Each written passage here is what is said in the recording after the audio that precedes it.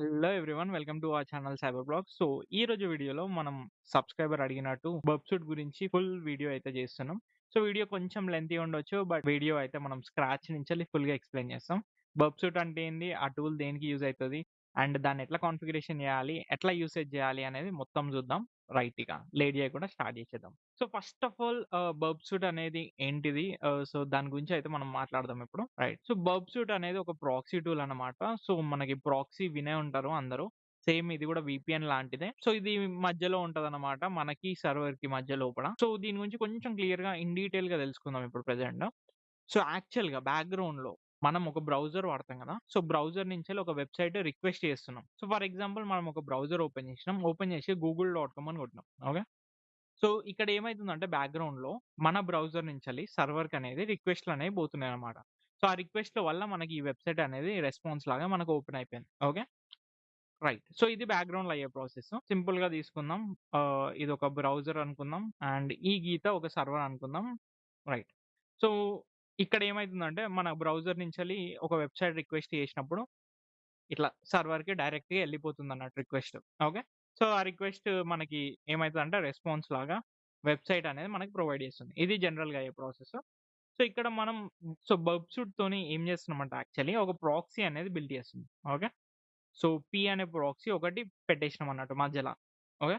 So, మన browser నుంచెల్లి సర్వర్‌కి పోయే రిక్వెస్ట్‌లన్నీ ఈ ప్రాక్సీ నుంచెల్లి పోతాయన్నట్టు ఇప్పుడు. ఓకే. సో, ఇప్పుడు ఫర్ ఎగ్జాంపుల్ ఒక వెబ్‌సైట్ google.com అనేది మనం రిక్వెస్ట్ చేసినాం. రిక్వెస్ట్ చేసినప్పుడు ఏమైతదంటే మన బ్రౌజర్ నుంచెల్లి రైట్. సో, ప్రాక్సీకి పోతది ఫస్ట్. తర్వాత ప్రాక్సీ నుంచెల్లి సర్వర్‌కి పోతదన్నమాట. సో, ఏదైనా రెస్పాన్స్ వచ్చినా గూడా మనకి సర్వర్ నుంచెల్లి ప్రాక్సీకొస్తది. తర్వాత ప్రాక్సీ నుంచెల్లి మనకి ఆ వెబ్‌సైట్ అనేది వస్తదన్నమాట. ఇది జనరల్‌గా అయ్యే ప్రాసెస్. ప్రాక్సీతోని. మరి దీనితోని మనకి బెనిఫిట్ ఏంది? అసలుకి ఎందుకు యూజ్ చేస్తాం? రైట్. సో, ఇప్పుడు బెనిఫిట్ గురించి మాట్లాడదాం. సో, ఎప్పుడైతే మనకి బ్రౌజర్ నుంచెల్లి ప్రాక్సీకి రిక్వెస్ట్ పోతదో, ఇక్కడ మనం రిక్వెస్ట్‌ని మోడిఫై అయితే చేయొచ్చన్నమాట. సో, ఇప్పుడు మనం బ్రౌజర్ నుంచెల్లి google.com అనే వెబ్‌సైట్‌కి రిక్వెస్ట్ చేస్తున్నాం గదా! సో, అది బ్యాక్‌గ్రౌండ్‌లో అయిపోతుంది. మనకేమైతుందో తెలవదు. బట్ రెస్పాన్స్ అయితే వెబ్‌సైట్ లాగా వచ్చేస్తుందన్నమాట. ఓకే. మనకి ఆ రిక్వెస్ట్ ఏం పోతుందో మనకు తెలవదు. ఆ రెస్పాన్స్ ఏమొస్తుందో మనకు తెలవదు. మనకి ఫ్రంట్ ఎండ్‌లో ఓన్లీ వెబ్‌సైట్ మాత్రమే కనిపిస్తుంది. ఓకే. సో, ఇప్పుడేమైతదంటే మనకి కొన్ని సెన్సిటివ్ పారామీటర్స్ కానీ, డీటెయిల్స్ కానీ ఉంటాయన్నమాట. సో, వాటిని మనం ఈ మధ్యలో ప్రాక్సీ దగ్గర ఏదైతే రిక్వెస్ట్ వస్తదో, దాన్ని అక్కడికి ఆపేసి, మనం చెక్ జేసుకొని దాన్ని మోడిఫై జేయొచ్చన్నమాట. సో, మోడిఫై అంటే మలీషియస్‌గా గూడా మోడిఫై జేయొచ్చు. చేసేసి దాన్ని సర్వర్‌కనేది సెండ్ జేయొచ్చన్నమాట. ఓకే. సో, ఇప్పుడు ఆ సర్వర్ అనేది మనం పంపించే డేటాని వాలిడేట్ చేయకపోయిందనుకో, మనకి ఆటోమేటిక్‌గా సక్సెస్‌ఫుల్‌గా ఆ వెబ్‌సైట్‌నయితే హ్యాక్ జేయనికి ఛాన్సెస్ ఉంటాయన్నమాట. సో, అది బర్బ్‌సూట్ గురించి. రైట్. సో, ఇక్కడ ఒక ఎగ్జాంపుల్ ఇస్తా మీకు లైవ్‌గా. ఫర్ ఎగ్జాంపుల్ తీసుకున్నామనుకో అమెజాన్ తీసుకుందాం. ఓకే. సో, అమెజాన్‌లో మనం ఏదన్నా ప్రొడక్ట్ ఆర్డర్ జేసినాం. ఓకే. సో, ఆర్డర్ జేసిన ప్రొడక్ట్ ప్రైస్ వచ్చేసి రూ. 1000 ఉందనుకుందాం. సో, ఈ రూ. 1000ని మనం పేమెంట్ ఏదైతే యాడ్ టు కార్ట్ పేమెంట్ చేస్తామో దానికి పంపిస్తున్నాం. సో, ఆ రిక్వెస్ట్‌ని మనం క్యాప్చర్ చేసినాం ప్రాక్సీతోని. ఓకే. బర్బ్‌సూట్‌తోని ఆ రిక్వెస్ట్‌ని క్యాప్చర్ చేసినాం. క్యాప్చర్ చేసి ఏదైతే ఈ రూ. 1000 ఉంటదో, సో, రిక్వెస్ట్‌లో ఈ రూ. 1000 అనేది మనకు కనిపిస్తది. సో, ఈ రూ. 1000ని నేనేం చేస్తున్నా అంటే ప్రాక్సీలో రూ. 1 లాగా చేస్తున్నా. ఓకే. సో, రూ. 1 లాగా చేసి దీన్ని సర్వర్‌కి పంపిస్తున్నా. సర్వర్ ఈ రూ. 1ని వాలిడేట్ చేయకపోయిందనుకో, ప్రొడక్ట్ రూ. 1 అనుకుందనుకో, మనం అప్పుడు రూ. 1 తోని పేమెంట్ చేసేసి ఆ ప్రొడక్ట్ అనేది ఆర్డర్ పెట్టుకోవచ్చు. రైట్. సో, ఇది బెనిఫిట్ అన్నమాట. సో, ఈ టెక్నిక్‌ని పారామీటర్ టాంపరింగ్ అంటాం. సో, ఇది అదర్ టాపిక్. బట్ ప్రెజెంట్ అయితే మీకొక ఎక్స్‌ప్లనేషన్ ఇయనీకి బర్బ్‌సూట్ యూజ్ చేసుకొని మనం ఎలా థింగ్స్ అనేది హ్యాక్ చేయగలుగుతాము అనే దాని గురించి చెప్తున్నమాట. అండ్ గైస్ ఇది స్ట్రిక్ట్‌లీ ఎడ్యుకేషనల్ పర్పస్. దీన్నయితే మీరు ఇల్లీగల్‌గా వాడనీకి చూడకండి. రైట్ ఇగ. సో, మెయిన్ కంటెంట్‌కొద్దాం మనం. థియరీ అయిపోయింది మనకిక్కడ. మన లైనక్స్‌లో కూడా బర్బ్‌సూట్ ఉంటది కదా! దాన్ని ఓపెన్ చేసేద్దాం. ఓకే. సో, అందరికి ఆల్రెడీ ఇన్‌స్టాలేషన్ అయిపోయి ఉంటది. ఇన్ కేస్ మీరు విండోస్‌లో వాడాలంటే నా ప్రీవియస్ వీడియో డిస్క్రిప్షన్‌లో గాని, ఐ బటన్‌లో గాని పెడతా. సో, అక్కడి నుంచెల్లి మీరు చెక్ చేసుకోవచ్చు. రైట్. సో, ఎట్లా ఇన్‌స్టాల్ చేయాలి అని. అండ్ విండోస్‌లో కూడా మీరు సేమ్ ప్రాసెస్ వాడుకోవచ్చన్నమాట. సో, ఇక్కడ మీరేం చేస్తారంటే ఇలా ఇంటర్‌ఫేస్ వస్తది. స్టార్ట్ బర్బ్ కొట్టండి. సో, వన్స్ ఓపెన్ కాంగానే మనకి ఇలా ఇంటర్‌ఫేస్ వస్తదన్నమాట. రైట్. సో, ఇక్కడ లెర్న్ అని. సో, ఇక్కడ డాష్‌బోర్డ్ ఉంది కదా! అక్కడికి రాండి. అక్కడ రాంగానే మీకు జనరల్‌గా ఈ ఇంటర్‌ఫేస్ కూడా రావచ్చు మీకు. సో, మీరేం టెన్షన్ పడాల్సిన అవసరం లేదు. సో, ఇది జనరల్ డాష్‌బోర్డ్ అన్నట్టు. ఓకే. తర్వాత ఇక్కడ మనకి ప్రాక్సీ ఉంది గదా! సో, ఇది మన మెయిన్ థింగ్ అన్నట్టు. సో, ఏదైతే మనం ఇందాక డిస్కస్ చేసినామో అది. సో, మనకి రిక్వెస్ట్‌లన్నీ ఇక్కడనే కనిపిస్తాయన్నమాట. రైట్.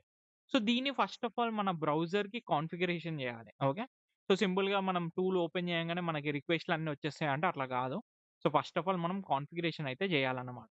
రైట్. సో, మనకి లైనక్స్‌లో ఫైర్‌ఫాక్స్ ఉంటది. ఫైర్‌ఫాక్సే తీసుకుందాం first of all. Right. So, ఇందులో సింపుల్‌గా మనకి ఒక ఎక్స్‌టెన్షన్ ఉంటదన్నమాట. ఫాక్సీ ప్రాక్సీ అని. ఆహ్, దాన్నయితే సెర్చ్ చేయండి. సెర్చ్ చేసినంక ఇట్లా ఫైర్‌ఫాక్స్ యాడ్ ఆన్స్ అని ఉంటది. దాని మీద క్లిక్ చేయండి. ఇన్ కేస్ మీరు క్రోమ్ వాడితే క్రోమ్ యాడ్ ఆన్ గూడా క్రోమ్‌కి పెట్టొచ్చనమాట. బట్ నా సజెషన్ ఏందంటే ఫైర్‌ఫాక్సే బెటరండి. ఎందుకంటే దీంట్లో ప్రైవసీ సెట్టింగ్స్ అనేది కొంచెం తక్కువుంటాయి. సో, మనం అడిషనల్‌గా ఏం చేంజెస్ చేయాల్సిన అవసరం ఉండదు. రైట్. ఇక్కడ యాడ్ టు ఫైర్‌ఫాక్స్ ఉంది కదా! దాని మీద క్లిక్ చేసేయండి. ఓకే. సో, క్లిక్ చేసి ఇక్కడ యాడ్ కొట్టేసేయండి. అండ్ మనకిక్కడ వచ్చేసింది చూడండి. ఓకే.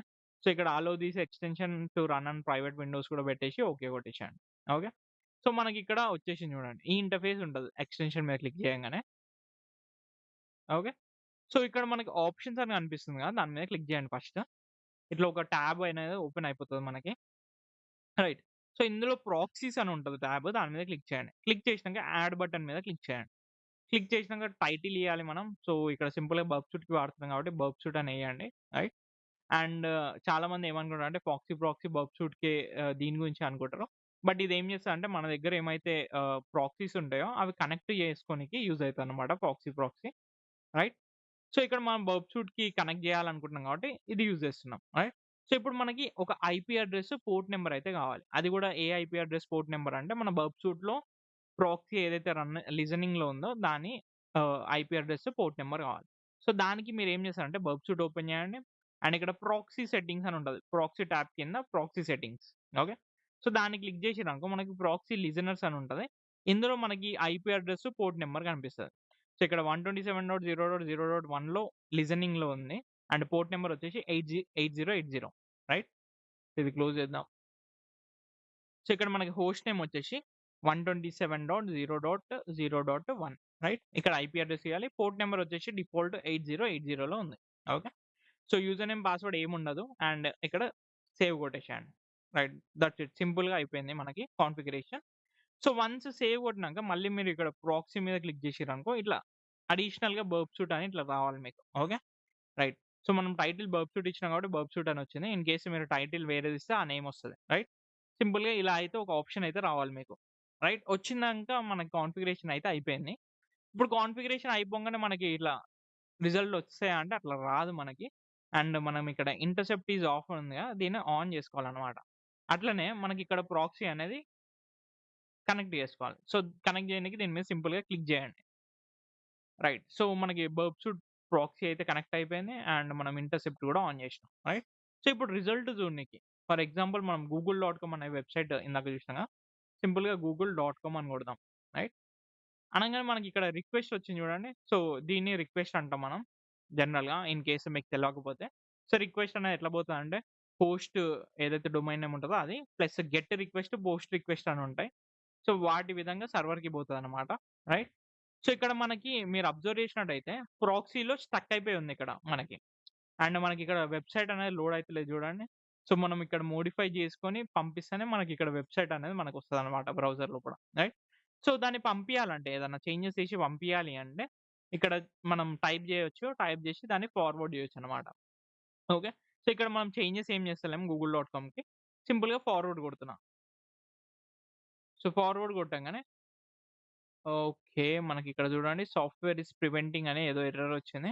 సో, ఇక్కడ అడ్వాన్స్ క్లిక్ చేసి ఓకే. మనకిక్కడ సర్టిఫికేట్ అయితే కొన్ని ఇన్‌స్టాల్ చేసుకోమంటుంది. సో, అదే సీఏ సర్టిఫికేట్ పోర్ట్ స్వింగ్ అది. ఇక్కడ హెచ్‌టిటిపి బర్బ్‌సూట్ అనైతే ఓపెన్ చేయాలి. సో, మళ్ళీ బర్బ్‌సూట్ కనెక్ట్ చేయండి. కనెక్ట్ చేసి దీన్ని రీలోడ్ కొట్టండి.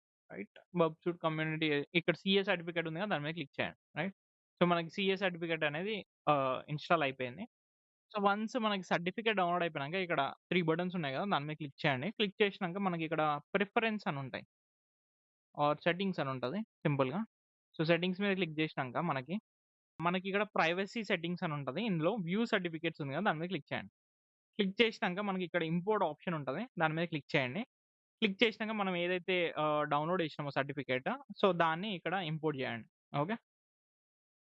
సో, ఇంపోర్ట్ చేసినాక ట్రస్ట్ తీసి కొట్టేసేయండి. అండ్ ఓకే కొట్టేసేయండి. ఇక్కడ ఓకే కొట్టేసేయండి. రైట్? సో, వన్స్ అది సెట్ చేసినాక మనకు సీఏ సర్టిఫికేట్ అనేది ఆటోమేటిక్‌గా ఇంపోర్ట్ అయిపోయింది. సో, ఇప్పుడు మనం